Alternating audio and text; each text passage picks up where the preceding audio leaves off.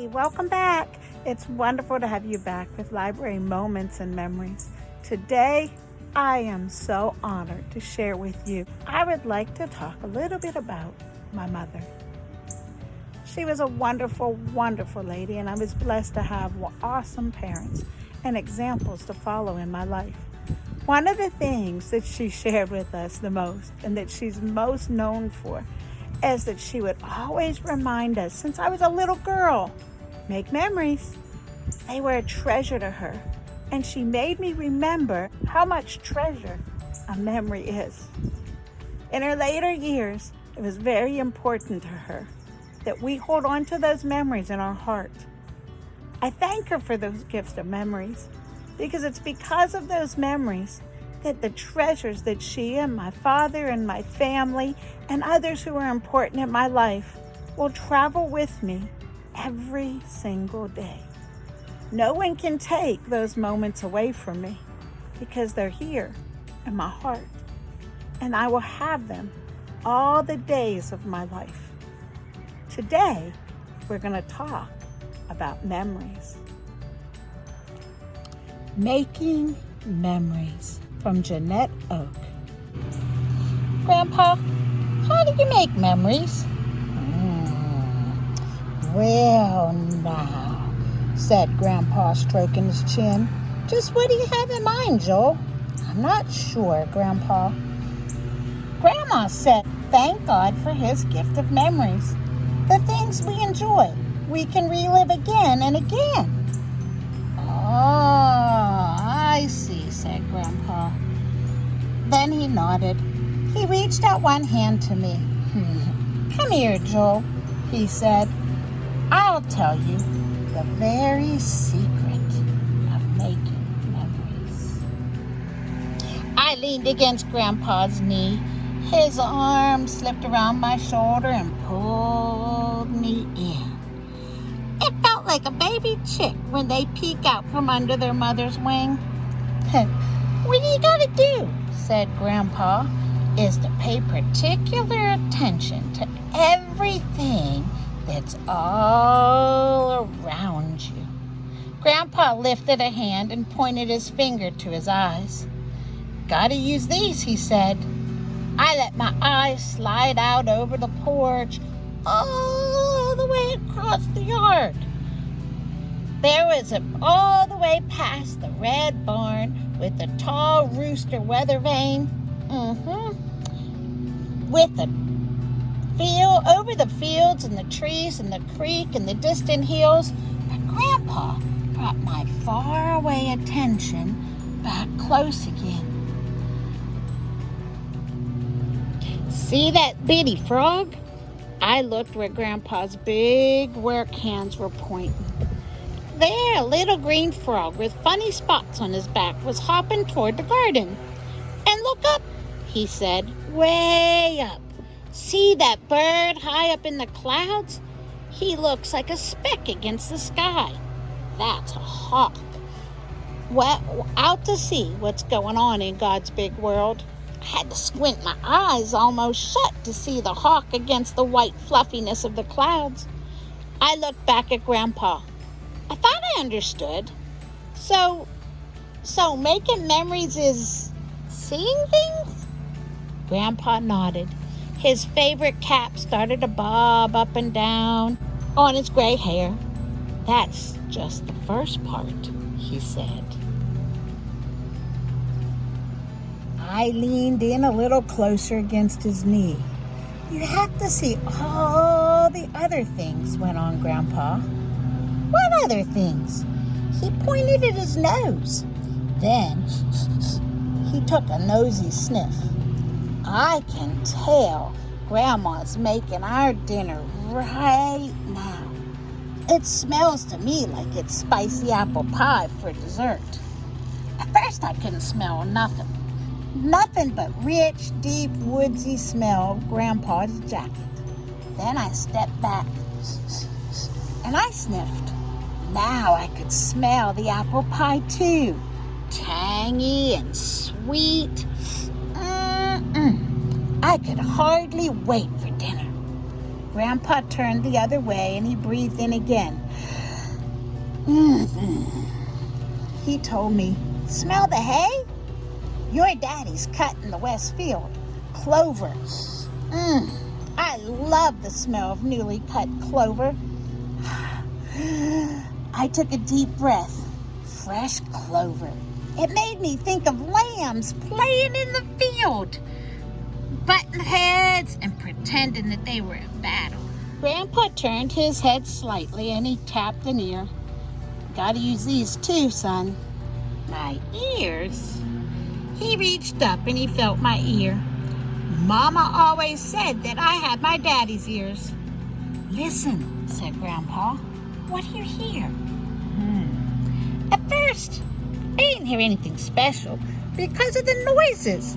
The old porch chair was a-creaking when Grandpa shifted his weight. One of his work shoes was scraping against the wooden porch boards, making a scuffling sound. Sparky, my dog, yes, he was barking at a squirrel. All nearby noises made it hard to listen. In the branches, there's still a whisper of a buzzing bee. It was a bumblebee hunting for pollen. From the far-off pasture, some soft mooing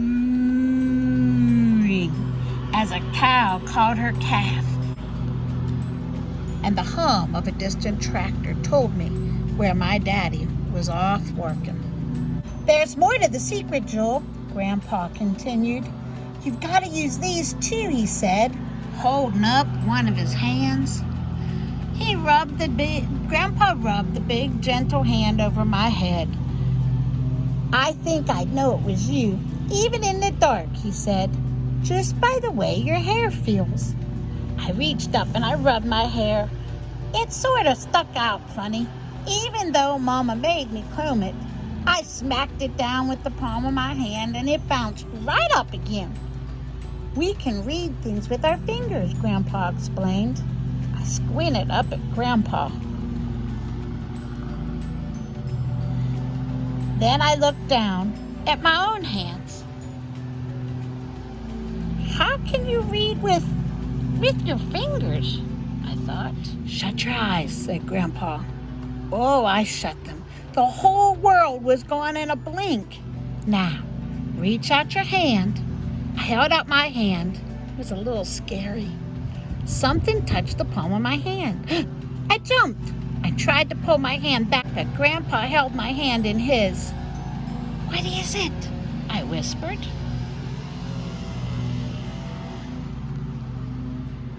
I waited. Then I let my fingers curl over the item in my hand. I could tell it was the jackknife that he used to cut willow branches to make whistles, or to slice a twine to tie up something.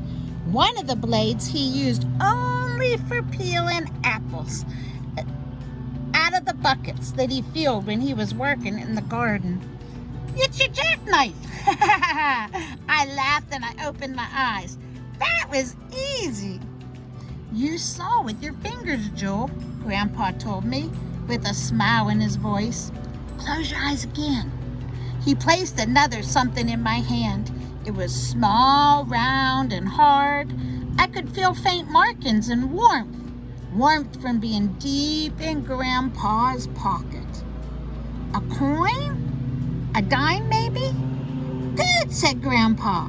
"But your hands don't just tell you things when your eyes are closed. They tell you things all day long." I leaned against the smooth hardness of the chair arm. "Have you ever been shopping with your grandma?" I nodded. "Many times." "Have you seen her use her hands?" I thought real hard. In my mind, I could see Grandma picking up soft fabric and running it through her fingers. So I nodded to Grandpa. "Your fingers tell you things too, like when there's a fish on the line." I could almost feel the sensation of the pull pulling against the tightness of my hand. Or even which tomato to bring in off the vine when Grandma sends you for one. Ah, yes, the ready tomatoes were soft to the touch, leaving little dents when I pressed my thumb against its redness. "Thanks, Grandpa," I said, eager to be off to work with some memories of my very own. "Whoa, whoa, whoa, whoa, not so fast," said Grandpa with a chuckle. "I still haven't talked about the second part of the secret." "The second part?" "Oh, yes, it's very important," said Grandpa. Then he tapped a finger against his forehead. "The first part is to pay close attention. Really notice God's world around you, using your eyes, your nose, your ears, and your hands. But the second part is to store all of that right up here." I squinted up at him again. How would I store it all? Oh, it was all so hard. "It isn't so hard," went on Grandpa. "In fact, God made our brain so it kind of does the work on its own." I still didn't know what he meant. What was the most exciting thing that happened to you last year?" I scratched my head. Christmas was exciting, celebrating the birth of baby Jesus and at Aunt Mary and Uncle John's. But my birthday was good too. I got my very first bike. It was shiny blue with wide tires and streamers that waved out from the handlebars when I went really fast down the lane. "It's hard to decide, isn't it?" said Grandpa, as he waited for my answer. "Well, yeah," I nodded. "Well, what about the last time we went fishing?" "Oh, I remember that day. The sky was so blue I wished I could fly up into its blueness, and the sun was so warm on the back it felt like Mama's hand. But the creek, it was cool. We let our feet dip into the wetness, wriggling our toes to watch little circles of ripples that they made. Then there were water bugs that skimmed across the surface, and every now and then a fish jumping would send out bigger circles to meet our little ones. I caught the biggest one," I said, grinning from my picture in my mind. "Yeah, you did," said Grandpa with a nod of his head. "Well, you caught the most," I went on, "but I caught the biggest. And we had it all yours for dinner. Fried in butter seasoning and Mama's special way. It made my mouth water just thinking about it." My thoughts traveled on. Perhaps the best day of all was the day Mama brought home Alexander Timothy, my very own baby brother. He was tiny and he had no teeth. He had lots of dark hair that stuck straight up, but he could hold on tight to my finger. And then there was the day that he laughed for the very first time, when I talked to him and I made funny faces. Suddenly, a new thought came to me. "Grandpa," I said, I think God already gave me." Grandpa smiled his easy, understanding smile. Then he reached out to rub the top of my head. "You know," he said, "I wouldn't be at all surprised." His arm pulled me up against his knee again. I smiled back at him. "And I'm going to make lots more," I added, "now that I know the secret." I hope you enjoyed that timeless treasure. It's a wonderful reminder about how important making memories are. And you have a wonderful opportunity right now. As we are home and we're with our families more, this is a wonderful time to make memories. Make memories that you will keep and treasure. To make a memory that I want to tell my children and my grandchildren. And most of all, that as I get older, I'll keep them in my heart. And I'll remember the great times that I had. So, take today and seek good memories. Store them in your heart to good memories and to you. Until next time.